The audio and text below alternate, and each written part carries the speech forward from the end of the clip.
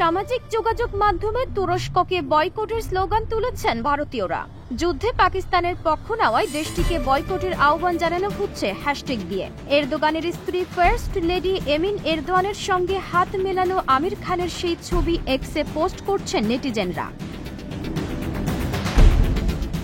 নেটিজেনদের একাংশ দাবি করছেন ভারত বিরোধী শক্তির সঙ্গে হাত মিলিয়েছেন আমির, তাই তার আগামী সিনেমা বয়কট করা উচিত। এছাড়া ভারত পাকিস্তান ইস্যুতেও আমির ছিলেন নীরব, এমনটাই দাবি নেটিজেনদের। তবে প্রশংসার পাশাপাশি নেটিজেনদের একাংশের পক্ষ থেকে এসেছে বয়কটের হুমকি। মাত্র কয়েক ঘন্টা হয়েছে সিতারে জামিন পারের বহু প্রতীক্ষিত ট্রেলার অনলাইনে প্রকাশিত হয়েছে, আর এরই মধ্যে সামাজিক যোগাযোগ মাধ্যম এক্সে আমির খানের এই নতুন সিনেমাকে বয়কট করার ডাক শুরু হয়ে গেছে, আর সেটিও রাজনীতিকে কেন্দ্র করে। নেটিজেনদের একাংশ আরও বলছেন, ভারত পাকিস্তান যুদ্ধের আবহে পাকিস্তানের পক্ষ নিয়েছে তুরস্ক, আর এই তুরস্ক সফরে গিয়েই সেই দেশের রাষ্ট্রপতি রেজেপ তাইপ এরদোগানের সঙ্গে হাত মিলিয়েছেন আমির।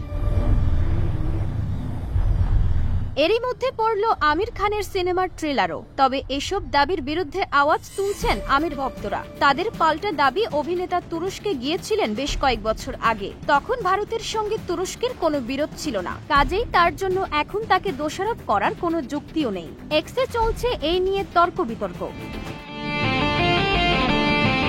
13ই মে মুক্তি পেয়েছে আমির খানের বহুল প্রতীক্ষিত সিতারে জামিন পারের ট্রেলারটি মুক্তি পেতেই দুর্দান্ত সাড়া ফেলেছে। 3 মিনিটের ট্রেলারে দেখা যাচ্ছে যে আমির একজন বিখ্যাত বাস্কেটবল কোচ, যিনি নিজের সম্মান হারিয়েছেন একটি ঘটনায়। পুলিশের সঙ্গে বিবাদে জড়িয়ে পড়ার পরে আদালত তাকে শাস্তিস্বরূপ জরিমানা করে যে তাকে মেন্টালি চ্যালেঞ্জ লোকেদের প্রশিক্ষণ দিতে হবে। সেখান থেকেই গল্পের শুরু।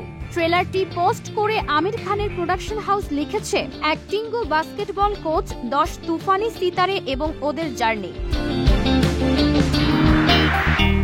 RS প্রসন্ন পরিচালিত সিতারে জামিন পার হলো 2007 সালের হিট সিনেমা তারে জামিন পার এর সিকুয়েল। আমির খান প্রোডাকশন প্রযোজিত সিনেমাটিতে 10 জন নতুন অভিনয় শিল্পী অভিনয় করেছেন, যারা হলেন আরুষ দত্ত, গোপী কৃষ্ণ বর্মা, সম্বিত দেশাই, বেদান্ত শর্মা, আয়ুষ বনশালী, আশিস পেন্টসে, ঋষি সাহানি, ঋষভ জৈন, নমন মিশ্র এবং সিমরন মঙ্গেশকর। জেনেলিয়া ডি সুজা আমির খানের প্রেমিকার চরিত্রে অভিনয় করেছেন। এর চিত্রনাট্য লিখেছেন দিব্যনিধি শর্মা। আগামী 20 জুন মুক্তি পাবে সিনেমাটি।